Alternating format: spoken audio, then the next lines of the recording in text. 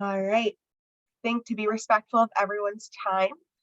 We'll get things started, and as people log on, we'll let them in also. So I will start by turning it over to Ilana Frank. Hi, everyone, and thank you so much for coming out tonight to Pathways to Parenthood 101. Ilana Frank, CEO and founder of Jewish Fertility Foundation. We're really fortunate and lucky to be doing this event with everyone tonight. So I'd like to share a little bit about my story and then kind of set the tone for tonight's conversation. So, like many of us in the infertility space, it is personal for me. I have 3 kids born from various fertility treatments, and it was really hard and it was a struggle throughout the entire process, trying to have them. I was really, really lucky that my journey started in Israel after my husband and we made Aliyah, so we moved to Israel. And I thought we were going to have a million kids because that's what a newly married couple is supposed to do. And it just did not go as planned. And very quickly after we moved there, I was like, something is not right with my body. And I went to my first appointment and they said, okay, well, how long have you been married? And I said, well, over a year. Okay, no problem. Let's start you on some Clomid medication. And I for sure thought I was going to get pregnant. It did not go exactly as planned. And month after month, I was not getting pregnant. And I finally confided in my aunt, who is Israeli and works in the medical care system. And the first thing she said, well, she said, do you know how to have sex?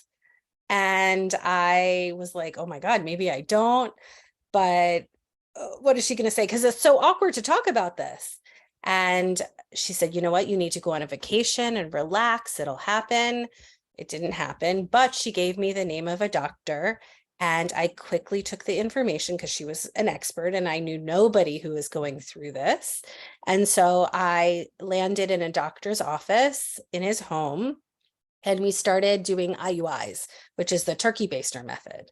And nobody ever checked me. And we were doing it month after month. Nobody was getting pregnant. Ultimately, after a while, it was hard with me and my husband, and we started going to therapy, and we just really did not know what to do and where to turn. And we said this was weird. So we got a second opinion, and we're going on like a year. Nothing's happening. And ultimately, we ended up at another doctor. And for the first time, somebody checked me. And you know what? My tubes are blocked. I was not going to get pregnant naturally. And even with IUI, I was not going to get pregnant in a safe way or at all. Ultimately, I was really, really lucky. And I was able to have 2 children through IVF. And what was great is that it was free because of Israel's socialized medicine. And it didn't go without the heartaches. It didn't go without losses, even in those procedures. But when I came back from Israel with 2 little babies, I was sitting in the JCC baby pool. True story. And my team here knows this and they've heard this a million times. But I was talking to old friends and I really had never spoken about infertility before and what I had gone through. And we started talking about how, it was just so hard and isolating and lonely. And then they started talking about how much their babies cost. And it was crazy expensive. And I was like, oh, that I didn't understand. And this was now 8 years ago in May. And that's when the Jewish Fertility Foundation started. But my journey was not over. I wanted more kids and it was really hard. I was going back and forth to Israel using my extra embryos and it wasn't working. I sat in Lynn Goldman, who you'll hear from later, her office, which is an adoption fertility attorney's office, and got to see some pregnant women come in, and nobody wanted to give me their baby through adoption. And ultimately, I was able to receive a donated embryo through an amazing single mom by choice. And I today have a almost 4.5-year-old through that process. It was isolating. It was lonely. It sucked. And I get it. And today I'm on the other side. So we started Jewish Fertility Foundation 8 years ago. And today we offer the Jewish community and beyond 3 mission areas. So we offer financial assistance, emotional support, and educational training to individuals on their path to parenthood. So why are we doing this event tonight with 18 Doors? What is the connection? One of the things that we really learned along the way is that so many of our grantees and our audience are multi-faith, and they're coming from various different backgrounds. And for us, this is a huge opportunity to really give a hug to, the people that we're serving. 18 Doors is a huge feeder for us. And we also want to make sure that once people are alumni of the organization, JFF, we're able to refer them to the amazing programs that 18 Doors has to offer. So today as an organization, we are in 7 locations nationally, and we're expanding to 1 to 3 new locations annually. So first of all, today would not be happening without amazing people. Jody Bromberg, my fellow CEO at 18 Doors, Dr. Shapiro, who you're going to hear from, Shubha Swami, one of our infertility therapists, Rabbi Malka Packer-Monroe, one of my faves, and our kids are going to be in school together next year. Dr. Quinn Cutler, I don't know if we're allowed to say, but he gets a huge shout out in Mazel Tov. Kim Saunders, a fertility therapist, Meryl Rosenberg, JFF board member and fertility attorney in DC, Anna Shinbaum, parent of an adopted child, Lynn Goldman, one of our JFF founding board members and an adoption and fertility attorney in Atlanta, Allison Reed, fertility psychotherapist. And I am going to actually turn it over now to Molly Kazan-Marshall, who's the Director of Community Engagement and Special Projects at 18 Doors. So thank you all so much for being here and enjoy. Thank you, Ilana. So 18 Doors, for those of you who are not familiar, we work with interfaith couples and families in formation to help build confidence in your relationship with Jewish. So through a combination of digital resources, programming, newsletters, professional development, we help open the door to Jewish in a non-judgmental way. We work with dozens of rabbis through our Rukin Rabbinic Fellowship to bring supportive clergy to cities all across the US and Canada. And we have over 500 clergy members in our Jewish clergy officiation referral service to connect with you and officiate at your wedding, maybe a future baby naming, or other life cycle events. So we're so excited to bring this program to you tonight because we know that sometimes being in an interfaith relationship can feel lonely if you haven't found your people. And we know that being on a fertility journey can also be lonely or overwhelming. And so we want to connect you with the resources that exist in the Jewish community and make sure that you, as Ilana said, you get that hug from us and the help finding the resources that you need. So again, a huge thank you for joining us this evening. If you have any tech support issues this evening, please send me a direct message. You can also go ahead and enable the live captions if you need those. But otherwise, we are so glad to have you with us. And now for our program. Thank you, Molly. And also, if you have questions that come up that maybe you don't hear your full answer to during our panel, please put them in the chat. If you would rather remain anonymous with your question, you can send them directly to me so that we can hopefully address all of them at the end. So hello, I'm Sarah Shaw. I am JFF's Director of Operations. I'm also in interfaith relationship and marriage myself. And so I'm suddenly exploring all of what 18 Doors has to offer. And I'm also a veteran of IVF. We have a 6-year-old son through IVF at Shady Grove Fertility. So I'm going to moderate this first section about IVF and IUI, and I'll also kind of guide us along throughout the night so that we hopefully end on time. So I wanted to start by just asking Jody Bromberg, the CEO of 18 Doors, who's gone through a fertility journey of her own. I was wondering, Ms. Bromberg, if you could share a little bit about your journey with us, as well as address a question that had come in, which is growing up in an interfaith home, how did that impact your decisions about religious practices as you raise your children in an interfaith home? Yep. Great. Thank you so much, Sarah. And thank you, the Jewish Fertility Foundation, and everybody here tonight for this important program, and I'm so thrilled to be a part of it. Our fertility journey really began back in 2005 when I started dating my now wife, Courtney, who is Catholic, and probably like the second or third date that we had, I sat across from her and I said, listen, I want to have Jewish children, a Jewish home, and a puppy. And if you can't give me those things and you don't want that in your life, we probably should stop dating. And I had dated someone for many years who didn't want children and had come through the process of understanding that for myself, it was really important to have kids. And so she sat back and she said, wow, this is really early for us to be having this discussion. And I said, I know. And also because of my experience with my ex, I really think it's important for me to put everything on the table.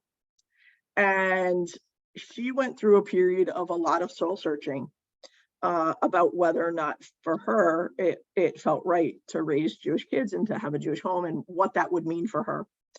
She'd gone to a Catholic high school and Catholic college and had a deep spiritual connection to her religious upbringing, which it was actually as we got to know each other better and our relationship deepened, found that actually was a source of connection for the two of us, as maybe as unusual as it might sound, because we could relate to the feelings that we had about our spiritual upbringings.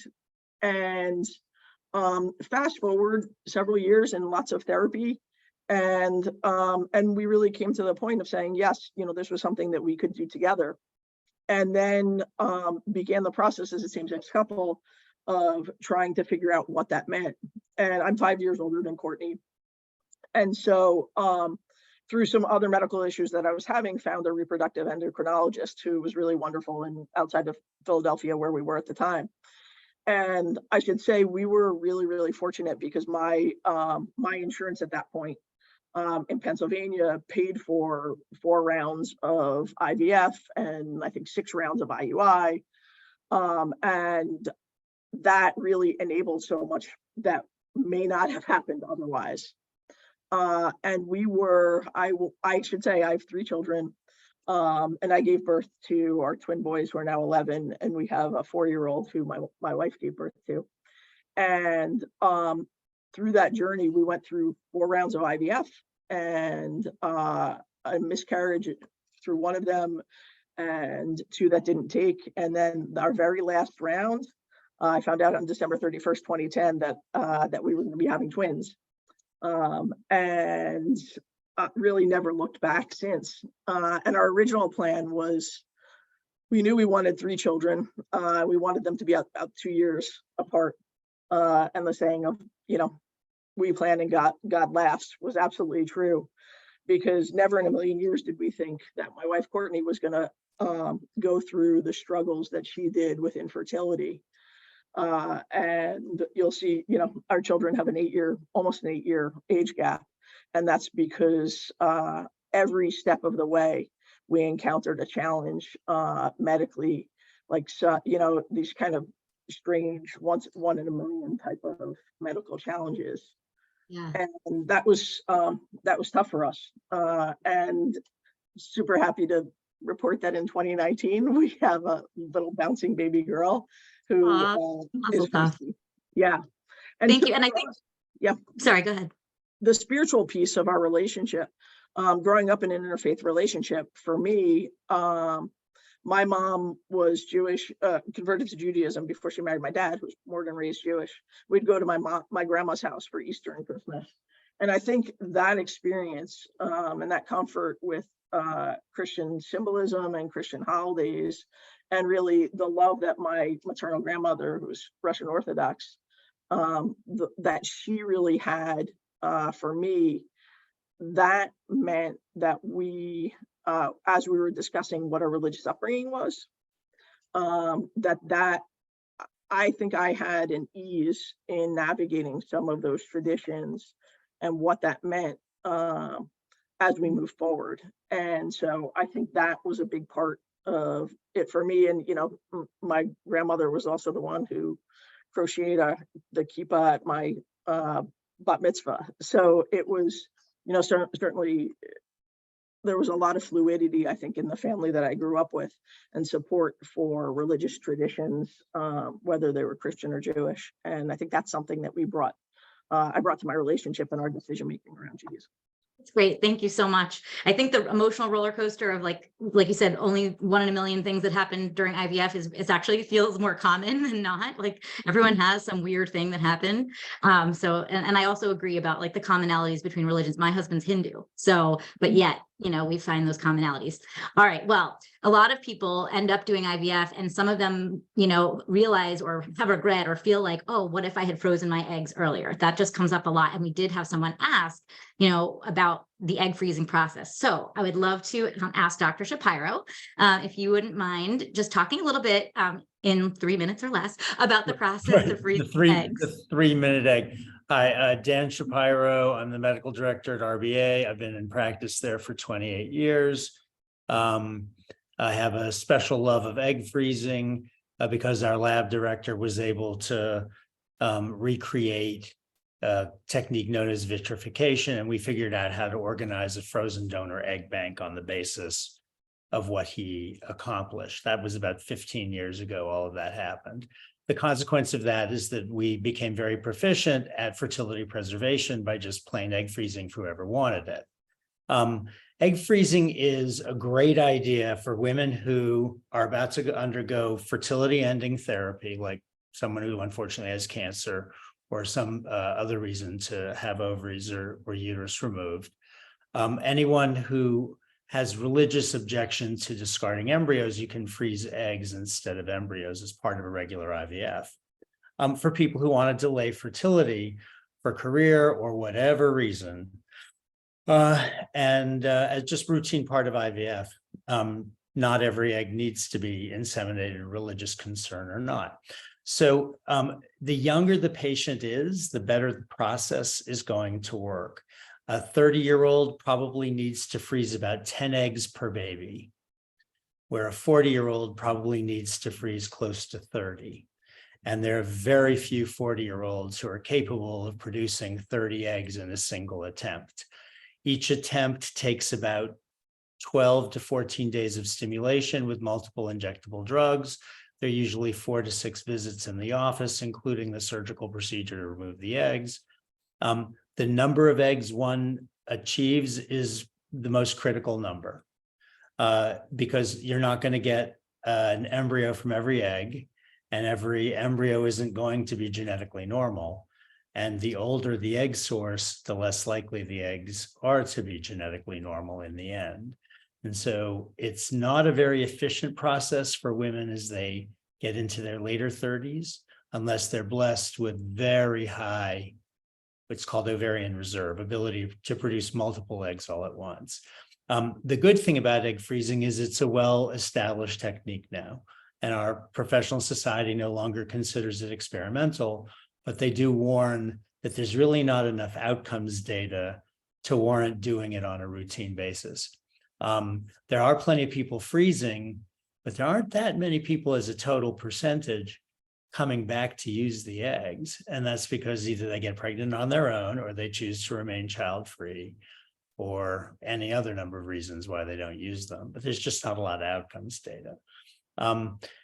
So the other problem with egg freezing, in addition to the lack of outcomes data, is that you really don't know what you've got until you thaw them out. And for somebody who freezes at 36 and has a good cohort of eggs and waits till they're 42 to use them, if things don't go well with the egg thaw, which is unfortunately is entirely possible, it would be very unlikely for them to be able to reproduce the result at age 42 that they got at 36.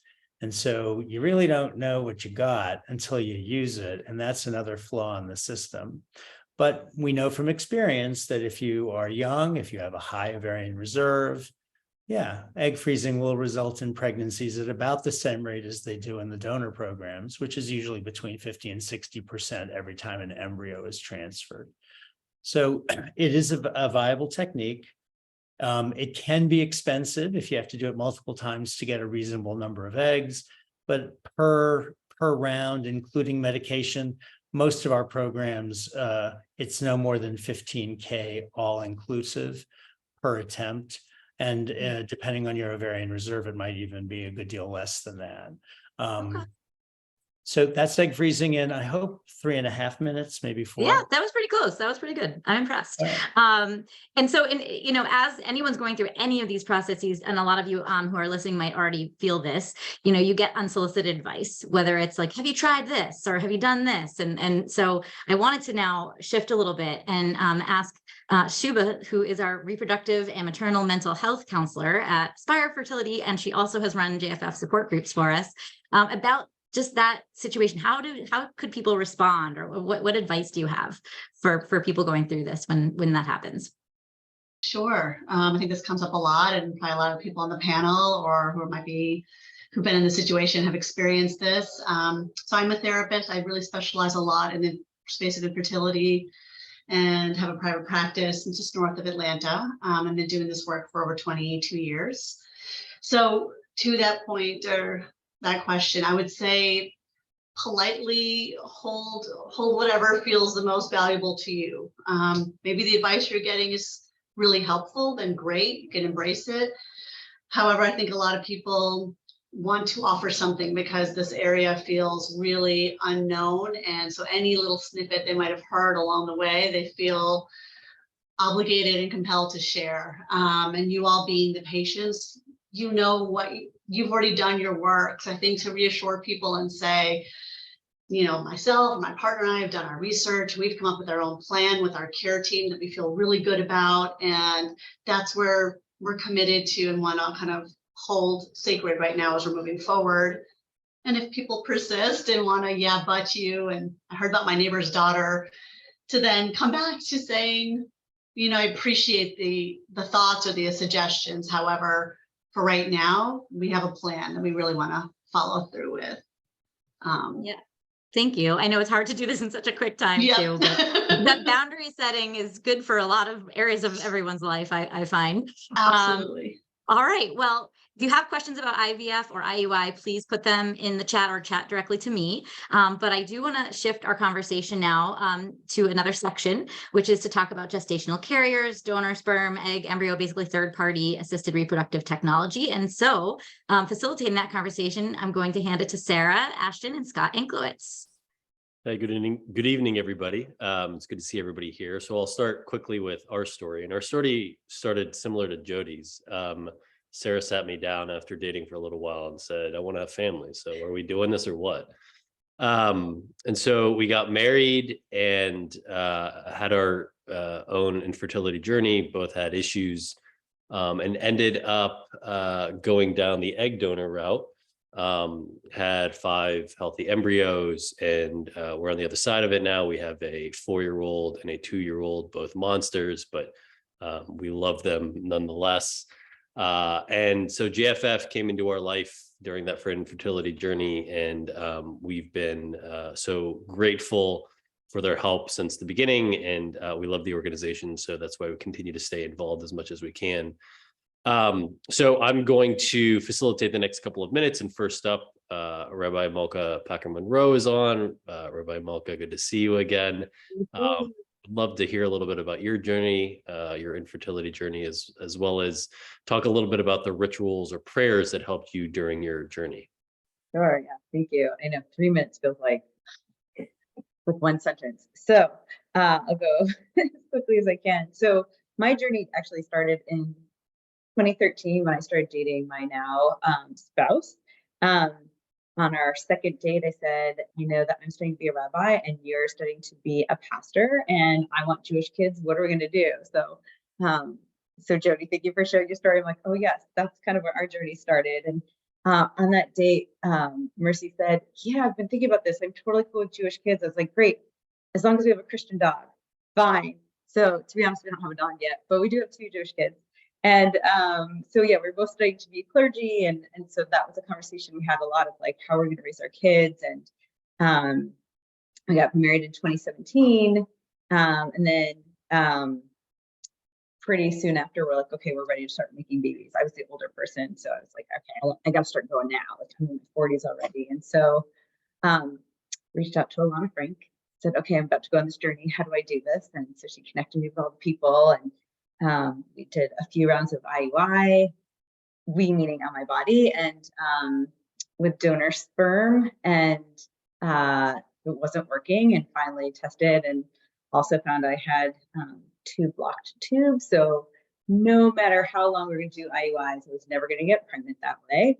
So we went to IVF, and I just remember the day the box arrived with all the meds for IVF, and I cried for like half an hour, like nonstop, just bawling, like, oh my God, we've just been doing IUI for almost a year, and now like we have to do IVF, and it's so many meds and all these shots, and how am I going to do this? And I was so overwhelmed. And what brought me a lot of peace was prayer. I had a partner and we prayed together. Okay, we prayed over every needle, like, God, just help us like with this, like give us peace around this. It's so overwhelming and so scary. And we listened to music. So like every time we did a shot, I don't know, we had 2 kids. So like the first round, for some reason I needed to listen to Ani DiFranco. So we listened to a lot of Ani DiFranco. I don't know why I was craving her so much, but like every night before bed, we turned on the lights and light a candle and play some Ani and pray. Just like, okay, let's get, and then do the shot. And then I had to go on a retreat. And I was like, who's going to give me the shots?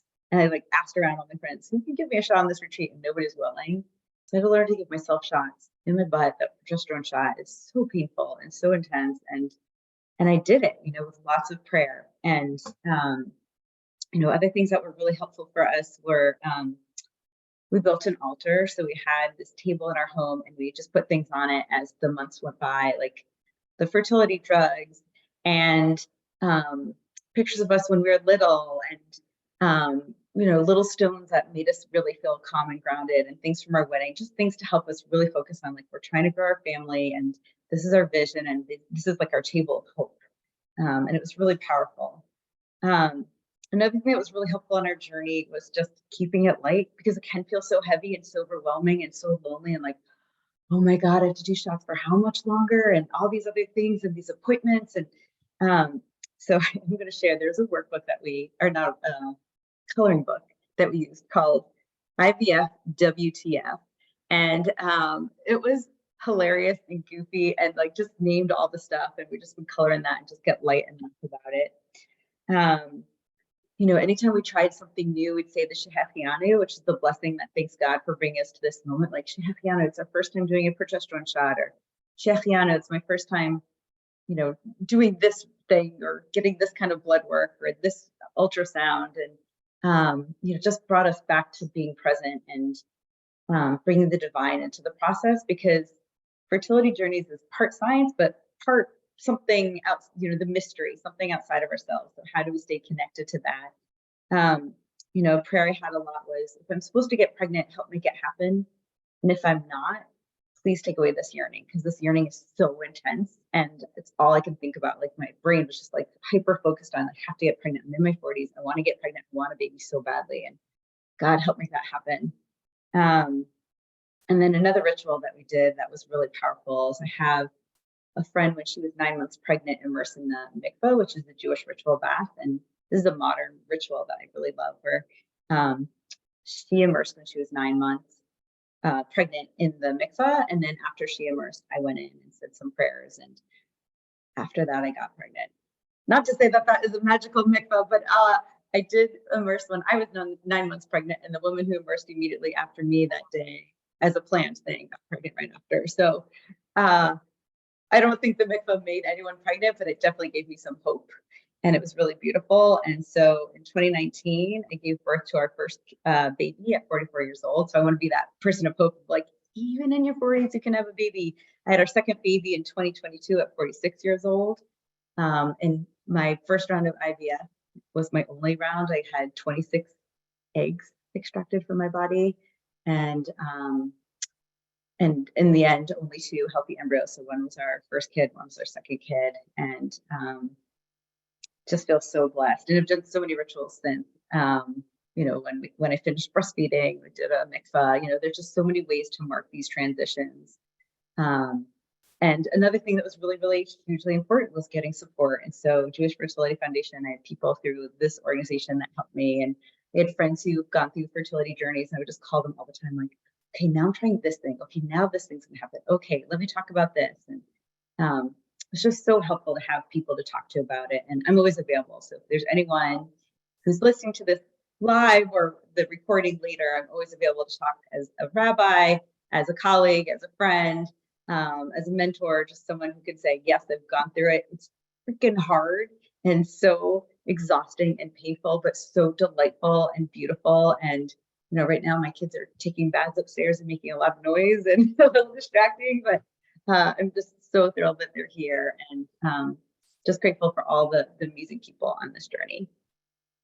Thanks, Malka. That was amazing. And I continue to hear story after story, some consistent themes. And one of the themes is always people need others to get through the journey because they don't know what to expect. And so I think that's one thing that JFF has done an amazing job of. So let's switch gears. Kim Saunders, thank you for joining. She's a therapist in Atlanta, currently runs a JFF support group and has a daughter via surrogacy. So what are some of the things that you wanted to know as you considered surrogacy, and what resources did you utilize to make your decisions? Yeah, great questions. So nobody chooses surrogacy lightly. As most of you know, it's only after many things that had gone wrong, and for me, many surgeries, and my uterus was compromised. So now, how to go about finding a surrogate, and that's a whole nother topic. And just in a nutshell, I went independent versus some people doing agency. I went into agency work after my daughter was born. Again, I don't know if I said, but she's 20 now. So things that I wish I had known or learned as I was navigating this process. And I'm going to go through this rather quickly, but it'll be on the recording so we can come back to it. Number one, well, how to go about independent versus agency. 2, what do you do legally? And you'll find an attorney that specializes in surrogacy or egg donation and have contracts drawn up. You're going to find a doctor who's going to look at the birth records. Often with gestational surrogates, it will be required or requested that they have already had children, so you can see how their pregnancy went and their birth went. And they'll need to get a psychological test to be proven that they are sound mind to go through this process. And you'll want to discuss with your surrogate things about sensitivity with what they want, things like contact with you, would they like for you to be at hospital visits, this kind of thing. Food, that's a very sensitive conversation with them, but we might, as a controlling intended parent, want them to eat certain things, but that may be a very sensitive topic for the surrogate. So things you'll need to navigate there. How many embryos to implant? I was 39, so I think Dr. Shapiro brought that up earlier. We were able to get 10 eggs from my retrieval at 39 years old, 4 fertilized. And because of my advanced age, we put all 4 in our surrogate, and our daughter was conceived.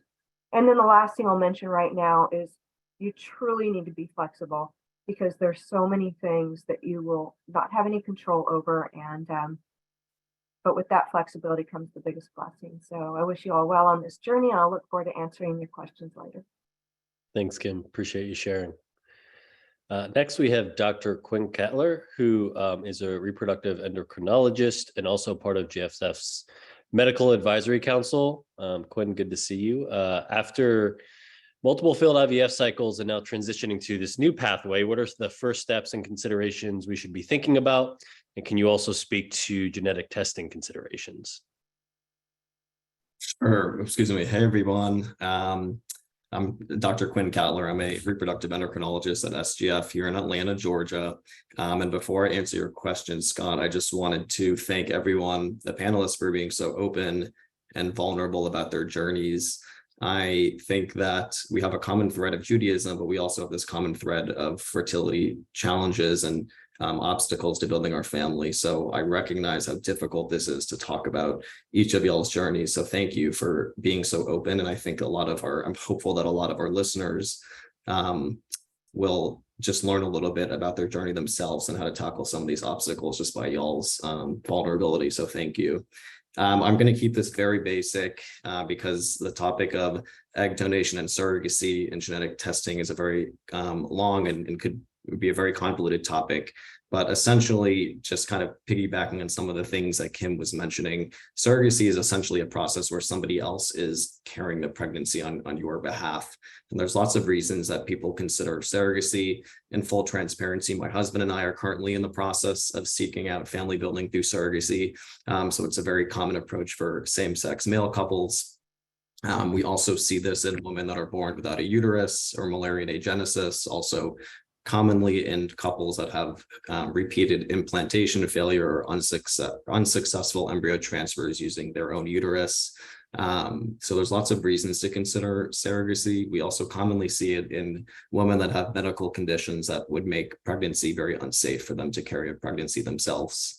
I would think that from first and foremost, Scott, just to answer your question, the most important thing that I think about is the psychological implication. I'm hopeful we'll talk about this a little bit, but it's a huge transition going from IVF autologous treatment using your own eggs and uterus to considering third-party reproduction with donor egg, as well as using a gestational carrier. So that's something that I always talk to my patients about, is really finding psychological support from a qualified therapist that can help you with this process, because it's a very involved decision and something that obviously shouldn't be taken lightly. And the psychological implications are very real. We talked about this a little bit with Kim, but there's different ways that you can pursue this type of family building, either with a known gestational carrier or with an anonymous gestational carrier. I would argue the more traditional path is using an agency that has done all of this screening for you, but this is an anonymous carrier, so you wouldn't know them initially, but you would find out about them as you've kind of vetted them through this process. But you can also work with a friend or a family member that can serve as a known carrier on your behalf. And they would still go through very similar screening.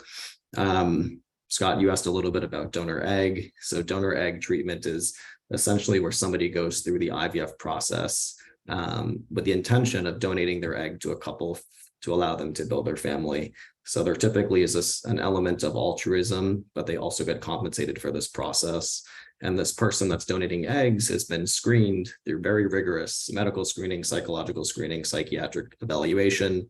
But they're typically coming from someone that's in their 20s and 30s, which is why this is such a high prognosis treatment, and it tends to work very well. As the recipient, you also get some say in who you get to work with from the standpoint of choosing characteristics that are important to you, whether it's educational background, race, ethnicity, as well as religious affiliation. Most donor egg banks do include the religious identification of the egg donor, and that's something that we'll talk a little bit about. I see that that's something that popped up in the chat about how you navigate this decision about, is it important to work with a Jewish egg donor? Is it important to work with a Jewish surrogate? And these are very complex questions that hopefully we'll have some time to tackle. Thanks, Quinn. Appreciate it. Real quick, one more question. Can you just speak to a little bit the genetic testing considerations? Sure. So this is a common question that comes up, and there's genetic testing can be a very confusing topic. So there's genetic testing of embryos, where you can actually test each embryo before using it for a chance for pregnancy. So this is essentially seeing, does that embryo have the normal complement of chromosomes? And this is oftentimes discussed in the context of, sometimes we talk about this with sex selection, identifying embryos that may have other chromosome conditions like Down syndrome. But typically when we're working with a donor egg, because the egg source is derived from someone in their 20s and 30s, it's not essential to do genetic testing of embryos in this setting. The reality is we live in a day and age where we have to consider lots of different things in this process, including the legal implications. So personally in my practice, and we're seeing this nationally, we're seeing more genetic testing with surrogacy because of the restrictions from an abortion standpoint. So oftentimes couples want to do genetic testing of embryos before helping or before transferring an embryo into a gestational carrier. There's genetic screening, and this is the kind of, I'll wrap up here, but this is where both partners are tested to see if they carry any genetic conditions that could pass on to a child. And this is an important consideration when you're choosing an egg donor, because you would not necessarily want to choose an egg donor that carries the same condition that the male partner carries. I hope that answers your question. Yeah, that's great information. Thanks, Quinn. All right, we'll shift to the last person in my group. We have Meryl Rosenberg, who is a fertility attorney at Art Parenting and also a new JFF board member. So welcome, Meryl. What's the difference between a paid or not paid gestational carrier? Thank you for having me and introducing me. Sounds like an easy question, but it's not actually. And there's so many other things to talk about that Dr. Quinn just brought up, and so many things I'd love to address. And I know that there are lots of questions coming, and so I'll address your question when I feel like there's other things that are out there too that we want to talk about. But it really, I think sometimes when people have what we call a compassionate gestational carrier surrogate, they think it's a simpler arrangement, and you're going to go through the same pre-screening and screening, whether you're working with a compassionate gestational carrier or a paid, as you said, paid carrier. And what it really is coming down to is there's something called a fee for a surrogate who goes through the pregnancy and ultimately delivery. But what surrogates are really being compensated for, I think it gets misunderstood what that's for, is for their time and effort going through the process. You're not paying them for a baby, even though, of course, at the end of the day, that's the goal, is for this person to have your child for you. And I think people misunderstand that. When it's compassionate, it's their fees and expenses are still being covered out of pocket. Items should be covered for them. But what's not being paid usually is that time and effort. Some people call it pain and suffering. That really bothers me. So I'm really tuned into language, and I try not to use that language in particular, but that's what it's for. Every state is different with respect to their laws. Some states have statutes that address what that payment looks like, what it should be called, what it involves, but it is essentially referring to that piece that's compensating them for their time and effort going through the pregnancy. Not that you don't feel grateful for someone who's going through it and not receiving that fee. Oftentimes people say, can we give them a gift at the end? Of course, nobody's going to tell you not to do that. But that's really what it's talking about in particular. I don't know if you have more drilled down questions that you want to ask me about that that piece of it. No, I think that's good information. We'll wait till the Q&A and see if we can, there may be a few more that we drill down into at that point. I will add.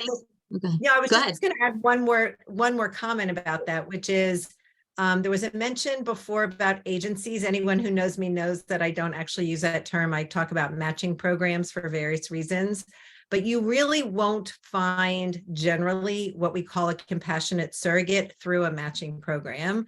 That usually the compassionate surrogate comes up more often when it's a friend or family member and not somebody that you're meeting through, whether it's an independent process where you meet someone you didn't know before or through the matching program.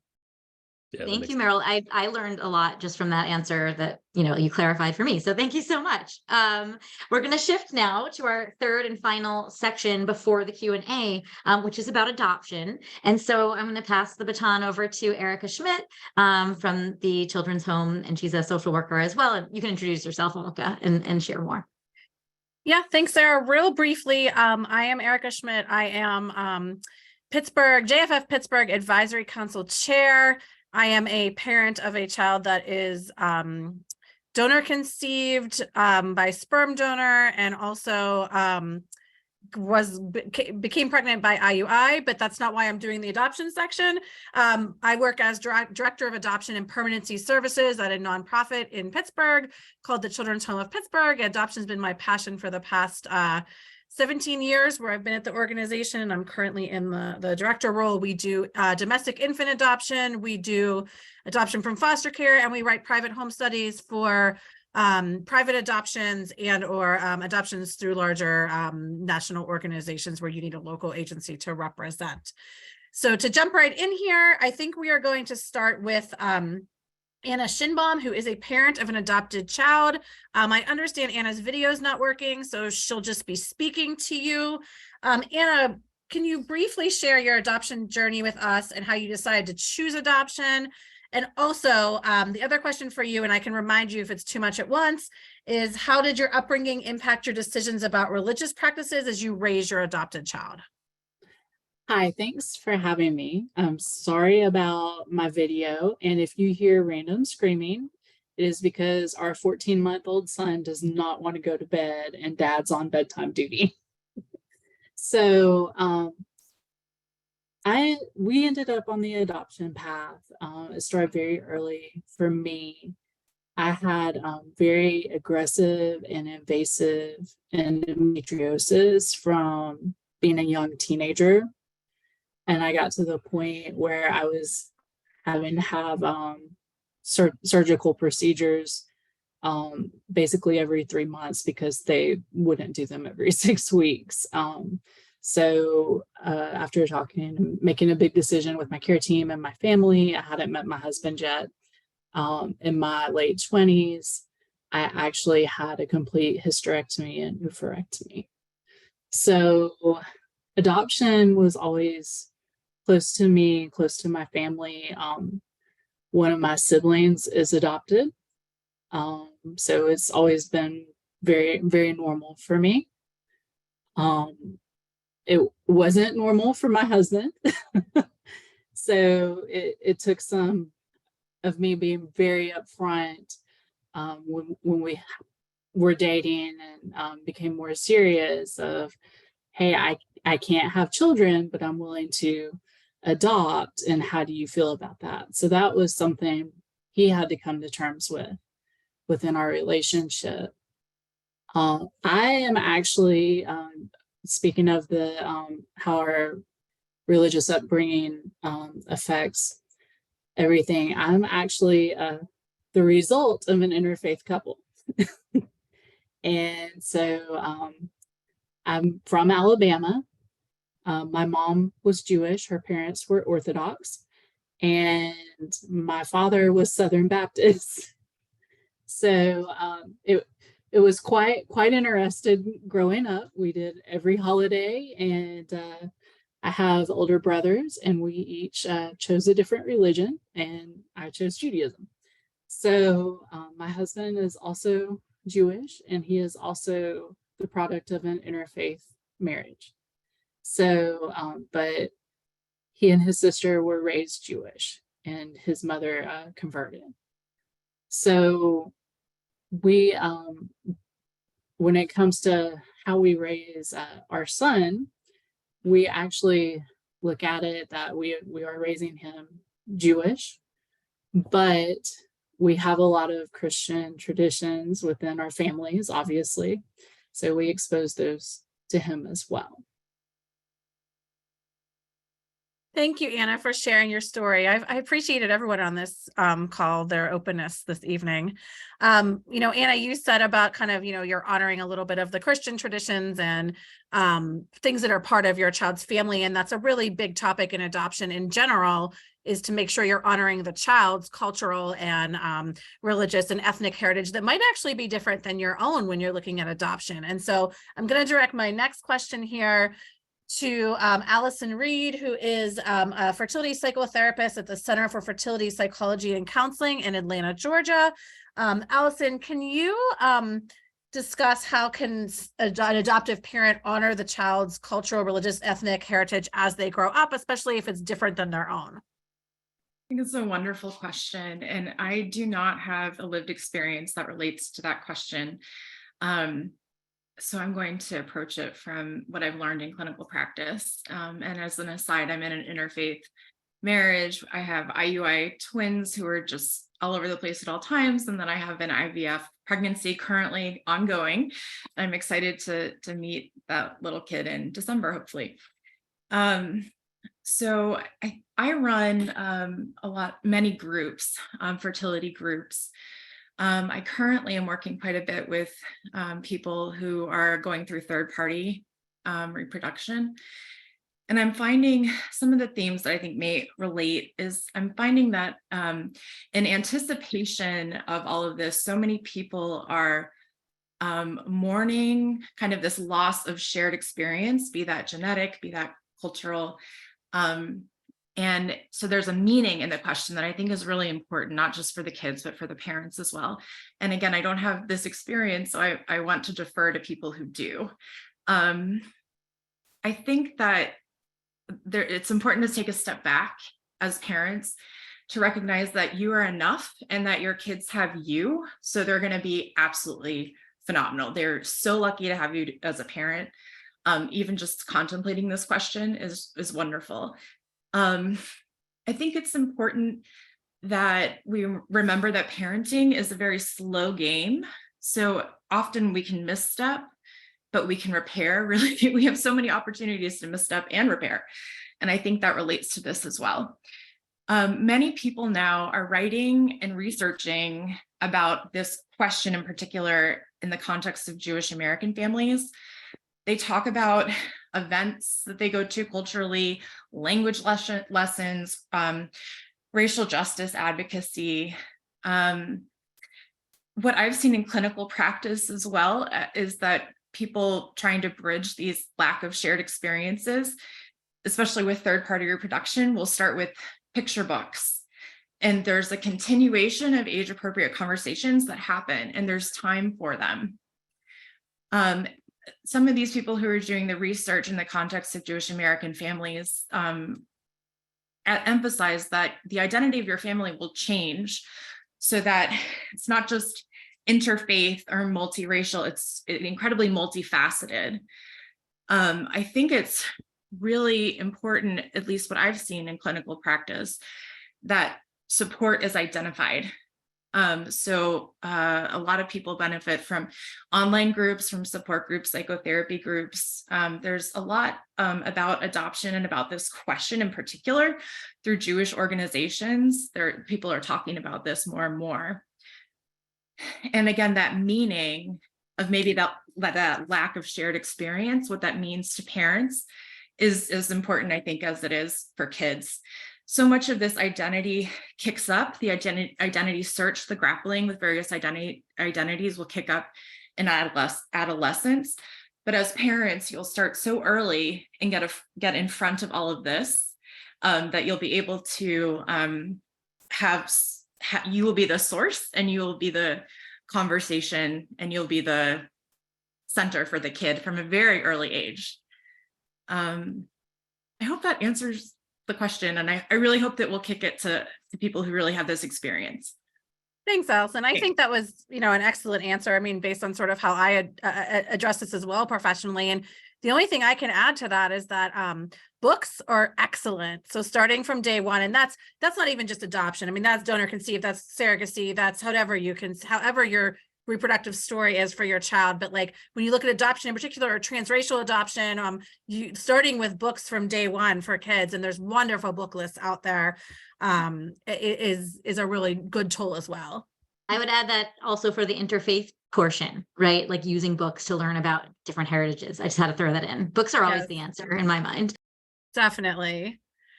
Okay, and my final question here is a question kind of very close to the work I do with families that I work with, and it's directed towards Lynn Goldman, who is founding JFF board member, but also adoption and fertility attorney.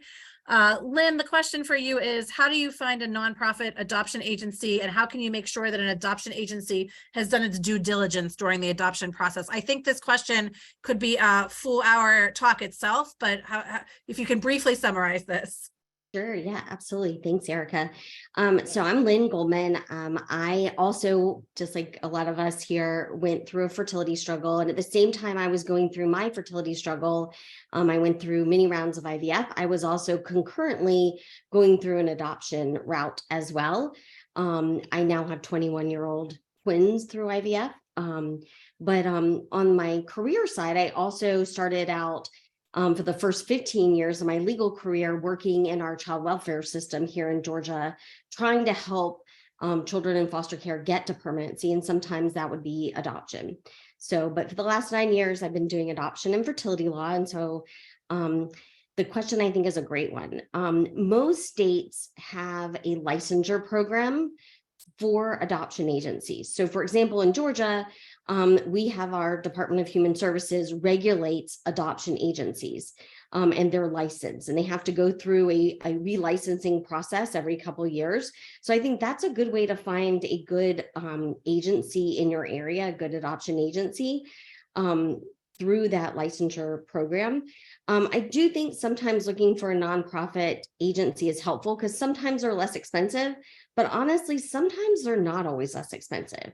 So if cost is one of the considerations, I think there's other ways. If you find a good agency that's not a nonprofit and you want to save, you know, some cost, I think one way is to start keeping a spreadsheet of all of your expenses that you are going through with this whole journey, whether it leads to success or it doesn't lead to success. You could be eligible for a federal tax credit.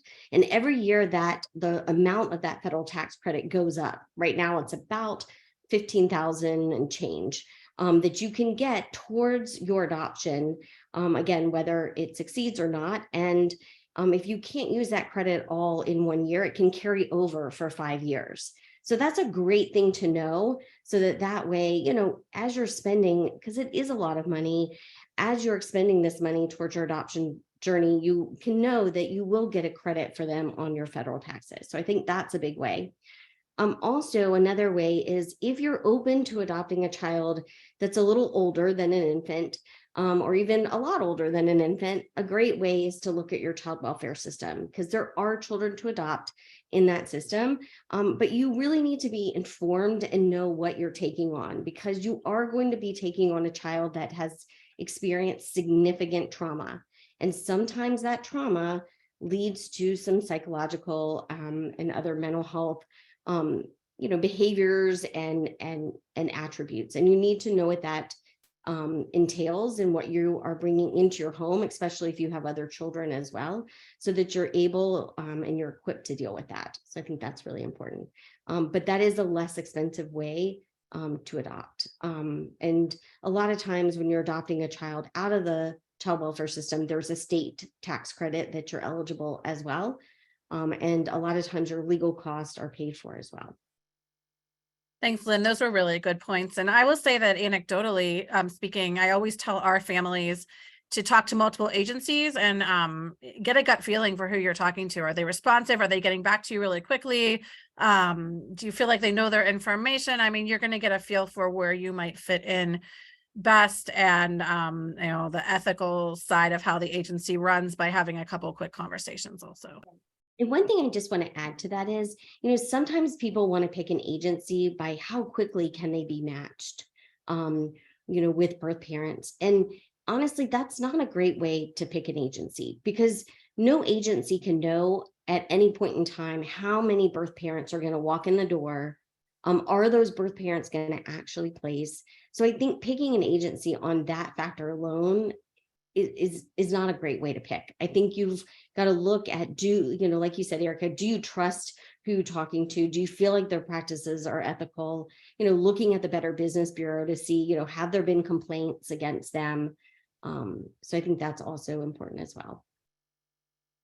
Definitely. All right. I think it's back to you, Sarah, for questions. I know we're right at 8 o'clock. I'm impressed, everyone. I think we've done it. We are at the Q&A portion, and you guys are sending some really excellent questions directly to me, and some of them you've all seen have been in the chat. So let's just jump right in. And when I ask a question, I may direct it to a certain panelist, but any of the other panelists, if you feel like you want to share something, please feel free to raise that digital hand and I'll call on you so that we can, you know, get as much information to our participants as possible.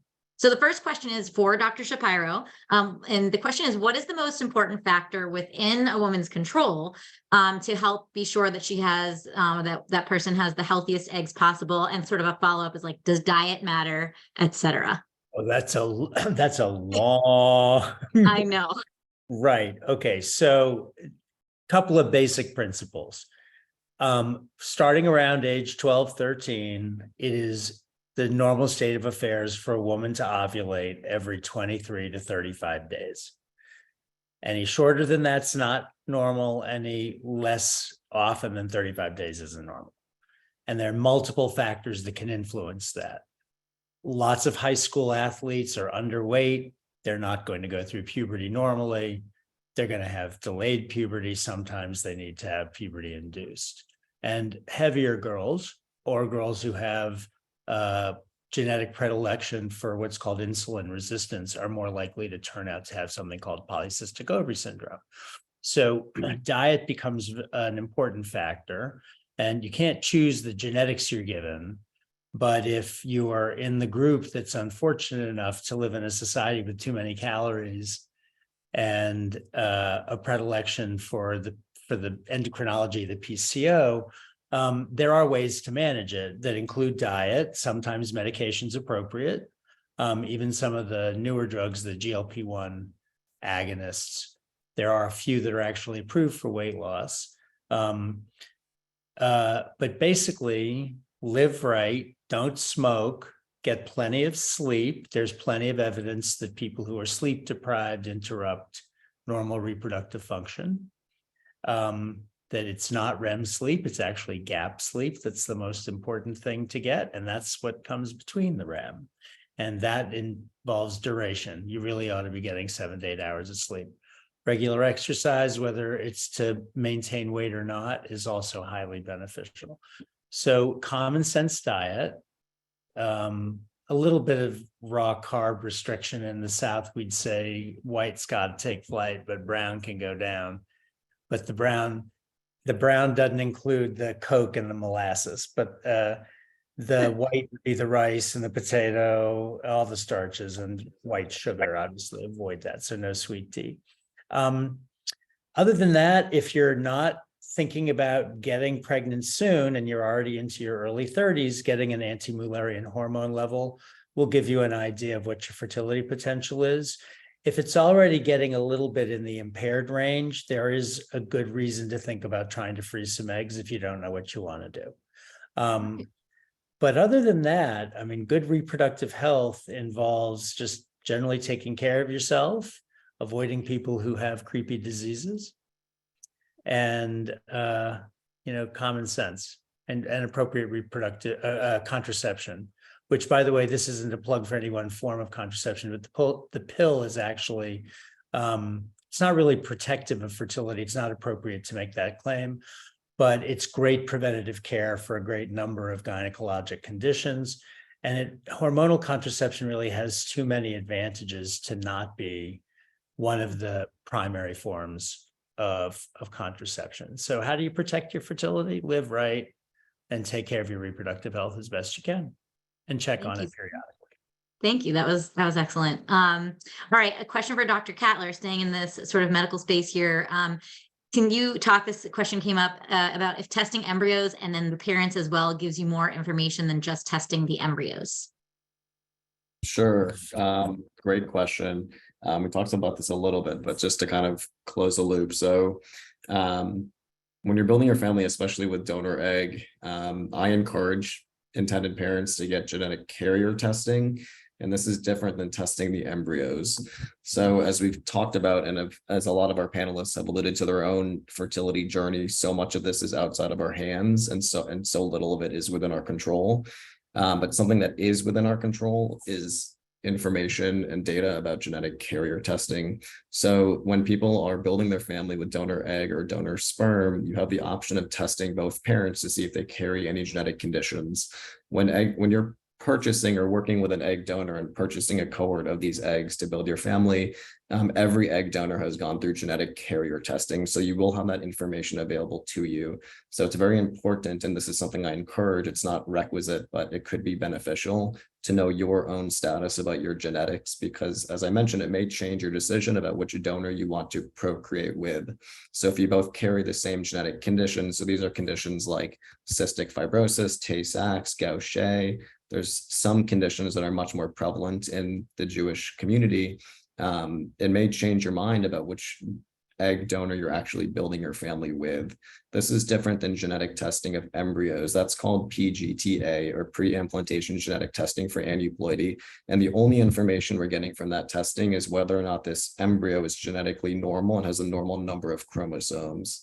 So this is how you test for like trisomy 21 or Down syndrome, but it's not testing for the genetic conditions that you potentially could carry. So they're separate issues. So anytime a couple is considering building their family with donor egg, we do encourage the genetic carrier testing for both when you're selecting which egg donor to work with. Thank you so much. And just, I mean, like JFF, for our grantees, we require J-screen because we want to make healthy babies. So I think that makes a lot of sense. All right. So the next question is actually for Rabbi Malka. And this one is, it's a very intense question, and I think could be a whole separate panel. So just kind of let's keep that in mind as we're listening to a response. But we would love, this person is looking for rabbis' perspectives on how Jewish intended parents should think about embryo donation.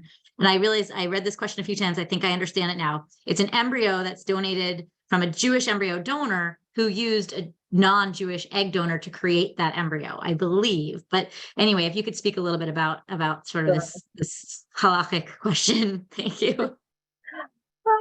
I always think these questions are so interesting because for me, it goes back to the big question of like, what makes somebody Jewish, right? Is it the egg? Is it the sperm? Is it the egg and the sperm? So your embryo, is it the carrier?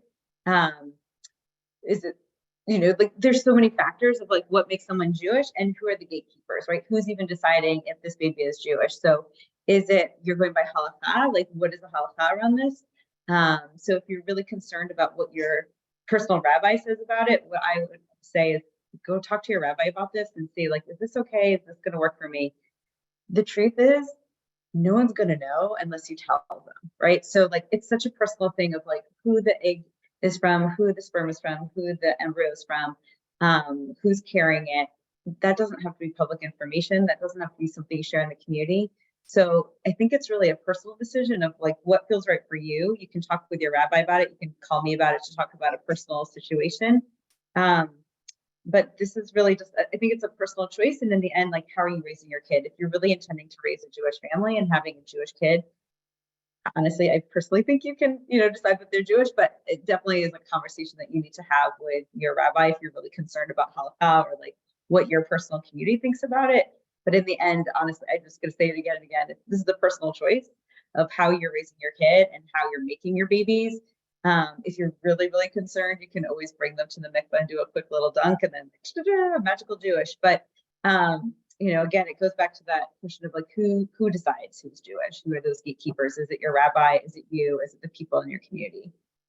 It's a great answer in a short time. I really appreciate that. And I will just a resource that some of you might be interested in on the podcast, GFF's podcast, Fruitful and Multiplying. Ilana interviewed Jessica Chode, who kind of went through a process with a lawyer and getting some of the Jewish laws even changed about what was considered Jewish and whether or not now people maybe don't have to do that mikvah. Anyway, it's really interesting. I highly recommend you listen to it if you're interested in going that route. All right. Next question, moving right along, is for Ms. Rosenberg. And this person wants to know, do you have any recommendations on how to select a matching service to find a gestational carrier? I saw that question. That too could be a very long presentation in and of itself. I will say that there are some critical questions you want to ask about, other than, of course, finding out how long they've been in business and who their staff is. It goes back to, I'm sorry, I can't remember who was talking. I think it was Lynn talking about questions to ask and how to choose an agency. And here you heard about me calling them matching programs, but certainly, you don't want to harp on one question alone. I think people do get stuck on that same question. How long does it take to match? That is not the right question to be asking to determine which program. You want to find out how they screen their surrogates and how they pre-screen, I should say, their surrogates. And are they pre-screening them? Are they having medical records reviewed? Are they doing background checks? Are they getting a full application and doing an interview? There are lots of steps, including from my perspective. To me, the more you can learn about a gestational carrier before matching, the better. So I always want to know from that particular program, what are their steps and how do they match intended parents and gestational carriers? So there are lots of critical questions, and I'm very happy to speak to the person who asked this question and others about this offline, because it's a very long answer that I'm trying to answer on one foot. And these are questions about pre-screening before they even step in the door of the physicians that are on this panel and others who are going to do their own screening that was mentioned as well. So it's really doing your due diligence on that program, as well as finding out what their due diligence is, so that you feel that sense of comfort and trust working with that program, that they know what they're doing. I will tell you something that's quite shocking. Not everybody knows the matching programs in this country, the agencies, it is not a regulated industry. And people are shocked to find that out. Look at Sarah's face. It's not regulated. There are some of us, including Lynn and myself, who have worked very hard, including on the Model Act or the ABA and other statutes that have been passed along the way, but it is not regulated. And so it's really important to understand who they are. I think American Society of Reproductive Medicine counted before COVID something like 400 matching programs in this country. I will say from my perspective, I could probably count on two hands, maybe, the ones that I refer people to. I know that sounds awful. So, but it's true that I'm really picky, and I'm picky for a reason, including checking on mental health evaluation. When is that being done, and critical parts. So I'm sorry if I'm rambling, because I could go on and on about this question. You're not. It's so helpful, I think, for our guests. So thank you so much. And another sort of question about choosing. This is for Lynn Goldman. Do you recommend, and this person is asking about Georgia, but I think it could probably apply in a lot of places. Do you recommend using an adoption attorney like yourself, or using an adoption agency, and maybe why? In 3 minutes. Sure. So I guess I would answer this a couple ways. In Georgia, you definitely need to use an adoption agency, because as an attorney, we can't recruit birth parents by Georgia law. So you definitely need an agency. A lot of us as attorneys, we get contacted by birth parents, sometimes, and we do some matching, but we can't actively recruit like an agency can. So I think you should go with both. And I think in this time period right now that we're in, with a 30% reduction in our birth rate in the US, I think when you're looking to adopt, I always say you have to put in a lot of fishing poles to catch some fish, because you're going to need to go with an attorney. You're going to need to go with an agency. You're also going to need to be looking independently as well. You can't just rely on, one path. You've got to be working all angles at the same time. Thank you so much. And I'm just gonna go off script a little bit, because someone just asked, and I think Anna Schinbaum said she can speak to this as well. What are some Jewish adoption agencies? So maybe Anna, if you want to jump in here and kind of we're piggybacking because it's a similar. Okay, so we actually did not use a Jewish adoption agency, but what we did use, we used a national consultant, because as Lynn was saying, it's important to really spread that net. So we got cases from throughout the country that were sent by different agencies to our consulting agency. And then we also signed up with multiple adoption agencies. We signed up with 3, and we're on the waiting list for others. It did take a while, but ultimately worth it. And for what it's worth, even though we didn't go with a Jewish adoption agency, our birth mother's maternal line goes all the way back to her grandmother fled Germany at the beginning of World War II. So we had Judaism in our adoption book, and that's one of the reasons why she chose us.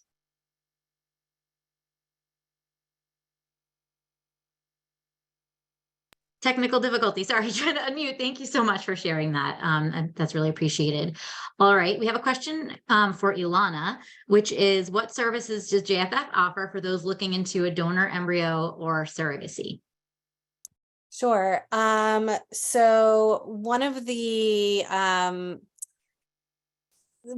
benefits of working with everybody is that oftentimes people are eager to donate their Jewish embryos, and people are always looking potentially to grow their family. And this is a really nice opportunity for me to use my matchmaking skills. So, you know, right now we say that, you know, you have to be able to offer, like, we don't actually, we're just the matchmaker. So you have to do your own legal work. You have to do your own medical digging to make sure that the clinics will actually accept donor embryos, but we're happy to try to be the shadchan or the matchmaker to match you up. And to date, we've made 8 matches and we have 8 babies. So doesn't always work out, but we're here to help. And you can absolutely email me if you're interested in, you know, seeing if this could be something for you. And sometimes we have surrogates, sometimes we have Jewish egg donors, but it's very rare. Mostly it's just embryos, and most of the time the female is from a Jewish background. I'm just having the matchmaker from Fiddler on the Roof suddenly playing in my head. Maybe some of you now do too. All right, a question has come in for Shuba. Do you have any suggestions for partners who are having issues with decisions about how to raise a child? And I'm assuming this means like religion. I didn't get any specifics, but oh, it looks like some kind of interesting video situation happening there too. We can hear you, so I think it's okay. Can you hear me okay?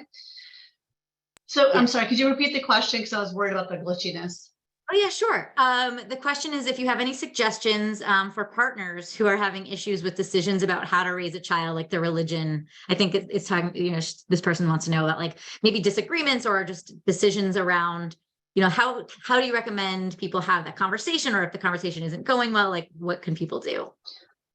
I would say if it isn't going well at home and there's conflict or just kind of circling around to that same spot over and over again, maybe broaden the help and the support net that's there, whether it is with a rabbi, with a marriage therapist, with someone in this field specifically, trusted elder. But I would say maybe involving somebody else, because we all can get caught up in our loops. And there's so much loaded feelings and kind of our own cultural pieces, our family cultural pieces we're bringing in when it comes to this topic, that it can be very helpful to kind of distill down what are the core things we're each bringing and we're scared about, we're wanting to really emphasize, and having a way that they can respectfully talk about it with one another.